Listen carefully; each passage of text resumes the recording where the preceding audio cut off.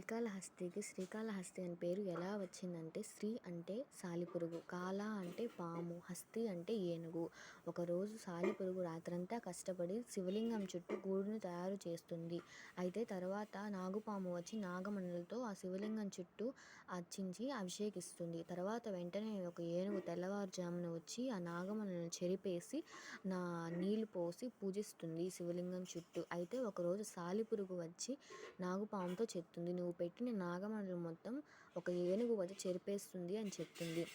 అయితే నాగుపాము కోపంతో ఏనుగు తొండంలోకి వెళ్ళినప్పుడు అప్పుడు ఏనుగు వచ్చి పక్కనున్న బండ మీద కొట్టుకున్నప్పుడు బండ మీద సాలిపురుగు ఉంటుంది. అప్పుడు 3 చనిపోతాయి. అప్పుడు శివుడు వీళ్ళ భక్తికి మెచ్చి శ్రీకాళహస్తికి శ్రీకాళహస్తి అని పేరు పెట్టాడు. అందరికీ శివయ్య అంటే ఇష్టం ఉంటే ఓం నమ శివాయ అని కామెంట్ చేసి, లైక్ చేసి, షేర్ చేసుకోండి, సబ్స్క్రైబ్ చేయండి. Thank you friends.